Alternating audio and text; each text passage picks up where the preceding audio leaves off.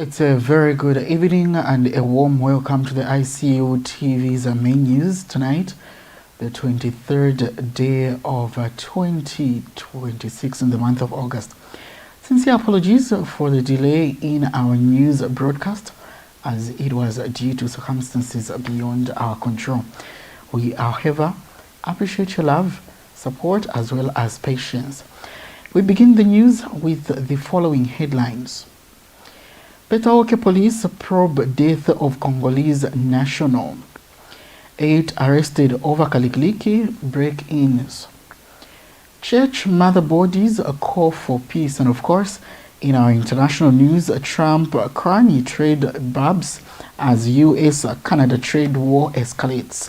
And in sports news, elite ladies to invest in over 3 million kwacha. I'll be back on the other side with the details.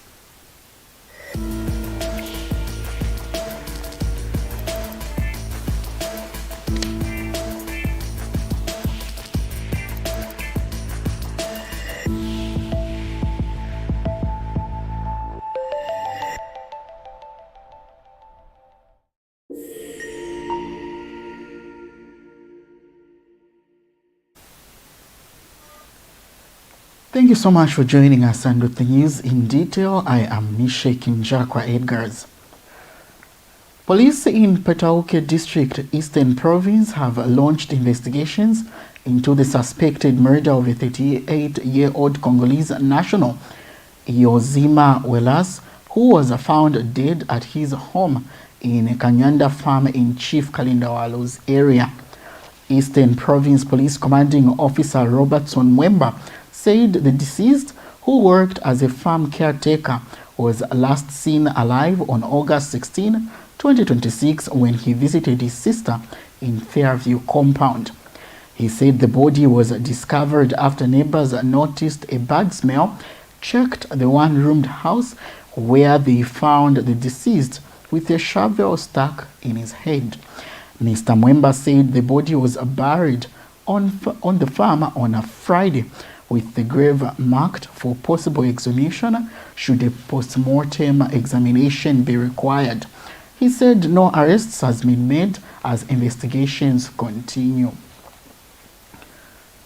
Police in Lusaka have arrested 8 suspects in connection with the series of break-ins reported in Kalikiliki and Mtendere East compounds. The arrests followed an operation conducted between the 3 and 4 o'clock on Sunday morning, targeting suspected criminals linked to the break-ins at Real Friends Shopping Complex, Bolabet and Linbets. Deputy Public Relations Officer for the Zambia Police, Chipo Kaitisha, said officers pursued a 26-year-old ex-convict, Patrick Moyo, who allegedly attempted to attack them with a panga. Police discharged 1 round, injuring Moyo, who was later found hiding at his residence with gunshot wounds on the chest and right hand. Ms. Kaitisha said Moyo was taken to the hospital where he remains admitted under police guard, while 7 other suspects, including 3 adults, 5 juveniles aged between 17 and 18, were also apprehended. She commended members of the public for providing information that helped police locate the fleeing suspect. The church mother bodies have called on Zambians to promote peace, unity and responsible communication, particularly on social media. The Council of Churches in Zambia, the Evangelical Fellowship of Zambia, and the Zambia Conference of Catholic Bishops said social media should promote constructive dialogue and democracy rather than division and hostility. In a joint pastoral statement issued in Lusaka, the church mother bodies expressed concern over misinformation, insults, personal attacks, and inflammatory messages online. They also condemned the use of children in political communication, urging parents and political actors to teach children values of truth, respect, and peaceful coexistence. Under the theme Loving Your Neighbor under the theme Loving Our Neighbor Even in Cyberspace, The church mother bodies urged political leaders and citizens to exercise restraint and resolve differences through respectful dialogue, and they said political disagreements should not be allowed to divide families, communities, as well as the nation. On that story, we've come to the first set of commercials. Still ahead in the news, Zambia's $1 billion IPO opportunity. Stay tuned for more of this story.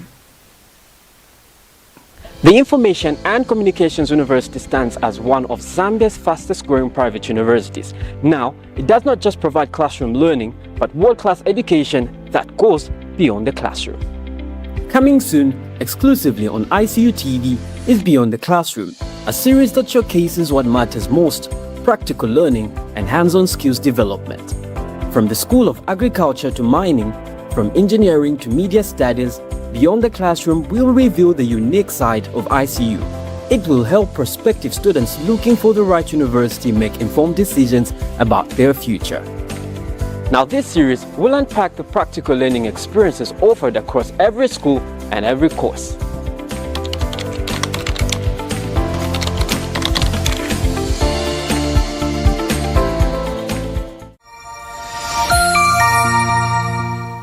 Thank you so much for still staying attuned to ICU TV's main news. We continue with the news.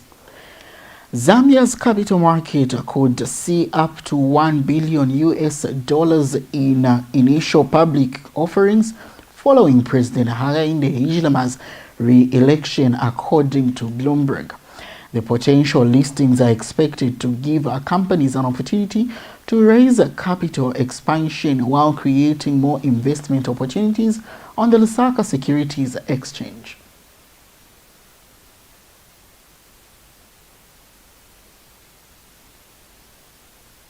August 2026 presidential election, investors had been watching from the sidelines, or from the terraces if you like, as they waited for the outcome of the election and clarity on the direction Zambia would take. Now that the election has been decided, a new conversation is emerging around the amount of capital that could flow into Zambian businesses. We'll escalate that $1 billion. It means $200 million will be spent by buying from Zambian companies. And we'll scale that up, Grevazu, to 40%, which is $400 million. Zambian suppliers and contractors will be involved. Never done before in the history of this country. There is a test of the pudding. What else did we do? Mine said, oh, a lot of Zambian suppliers have no experience. I said, we understand that. Put a program, supplier development program, local supplier development program. You saw last week, First Quantum signed agreements with APSA, Zanaco, to provide capital to local suppliers who are being trained by the mines on how to supply. Those programs were never there. So now they'll be able to supply, and the capital is there for them to access to supply, and the mines will pay. Bloomberg, as usual, is reporting that Zambia's stock exchange expects companies to bring as much as $1 billion in initial public offerings to the market following the election. The exchange has described the potential pipeline as unprecedented. That figure is a projection, not money already raised. The companies involved would still have to decide to list, complete the required processes, and satisfy the country's regulatory requirements. But if the pipeline materializes, it could to cultivate about 4,100 hectares of sugarcane as part of a long-term investment aimed at boosting agricultural development and economic activity in Kawambwa district. Kawambwa Sugar Company liaison manager Malaya Kandemunga said the project has an estimated investment of $260 million. He said the investment is expected to create employment opportunities as well as stimulate economic activities in the district. The company's expansion is expected to contribute to the growth of the local agriculture sector while creating opportunities for communities in Kawambwa. You're still watching the ICU TV's main news. We take another break. Still ahead is more news. Welcome to the Zambia Research and Development Center, an institution dedicated to national development through capacity building and community development. Established in 2007 by a group of professionals and lecturers, ZRDC has since become a hub of research and innovation in the country. Registered with the Ministry of Home Affairs under the Registrar of Societies, ZRDC pursues cutting-edge research to address pressing social and economic challenges. Get involved. ZRDC engages in activities that stimulate international collaboration, promote knowledge sharing, and make research expertise available to decision makers. Our mission at ZRDC is to foster innovation and capacity building for national development. We believe in addressing poverty and underdevelopment through institutional and capacity building, human empowerment, and gender participation. In our quest to foster innovation and capacity building for national development, ZRDC launched the ZRDC University Sponsorship for Capacity Building and Development Program to facilitate knowledge advancement among ZRDC researchers and those intending to join the research community. Qualified Zambian citizens can pursue education at credible universities in Zambia with guaranteed prospects of joining the ZRDC research community. ZRDC engages in industrial and technological research, covering research development and innovative investigations to drive dynamic industrial development at national and regional levels. Join us at the Zambia Research and Development Center as we continue to innovate, empower, and shape a brighter future for Zambia. Thank you so much for still staying tuned to ICU TV's main news. We now move to international news. U.S. President Donald Trump has accused Canada of seeking the benefits of being a U.S. state without becoming one, following the collapse of trade talks between the two countries. Trump's remarks come after the United States introduced new 50% tariffs on the range of Canadian goods. Canadian Prime Minister Mark Carney says the tariffs has an attack on Canada and said his government will respond to dollar for dollar from September 8th. The counter tariffs are expected to target products including steel, dairy, appliances, and electronics as Canada seeks to protect its economic interests. The latest disputes have further strained relations between the two closely integrated trading partners, and the new U.S. tariff cover about $20 billion worth of Canadian imports, including wine, dairy products, cement, clothing, and hockey equipment, while existing U.S. tariffs on Canadian steel, aluminium, automobiles, and lumber remain in place. We're still in international news. At least 37 people have been injured after a magnitude 5.9 earthquake struck eastern Japan early Sunday, shaking Tokyo and surrounding areas. The Japan Meteorological Agency said the earthquake was centered in southern Ibaraki Prefecture at a depth of about 70 kilometers. The Fire and Disaster Management Agencies reported injuries in 5 prefectures, including 15 in Tokyo, 9 in Saitama, 8 in Kanagawa, 4 in Chiba, and 1 in Ibaraki. Most of the injuries were reported to be minor, with people failing on heating furniture after being stranded by the trauma. The earthquake also caused delays in some train services and ruptured an underground water pipe in Tokyo, while bullet train services continued normally. We take another break. When we come back, we dive into sports news. Stay tuned. The Information and Communications University is driving the thrill for the nation in research and development.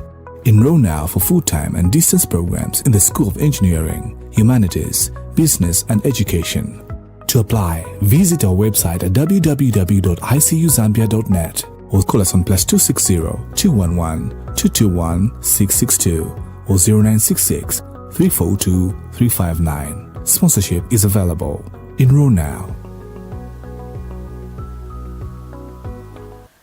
In sports news, Elite Ladies Football Club has announced an investment of more than 3 million kwacha ahead of the 2026 Transitional League season. Club proprietor Oliver Shalala said the investment will cover player recruitment, technical development, infrastructure and operations, and match day expenses.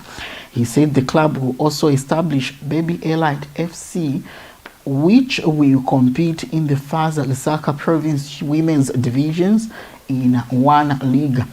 Mr. Shalala has further clarified that the club and its developmental sides have not been sold despite recent reports concerning their ownership. He said discussions with the city of Lusaka over possible partnerships to jointly run the club through a special purpose vehicle have not yet resulted in an agreement. That sports story brings us to the end of the news, but before we let you go, I've got headlines on the other side.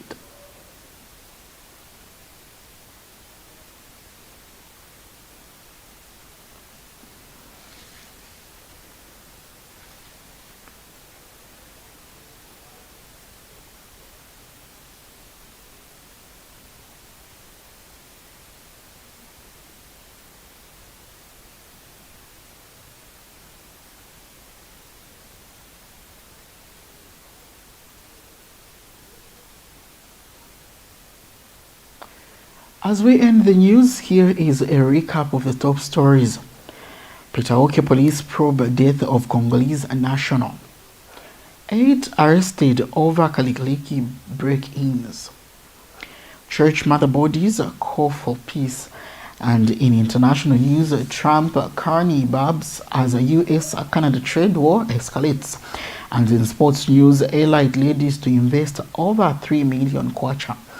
This has been the main news on ICU TV, and remember, Zambia is bigger than all of us. Let us show love, peace, as we are one Zambia, one nation. On behalf of the entire ICU TV's production crew and on behalf of my director, Hagai Cloud Kasalu, I am Mishe Kinjaka Edgars. Good night and enjoy the rest of the productive week.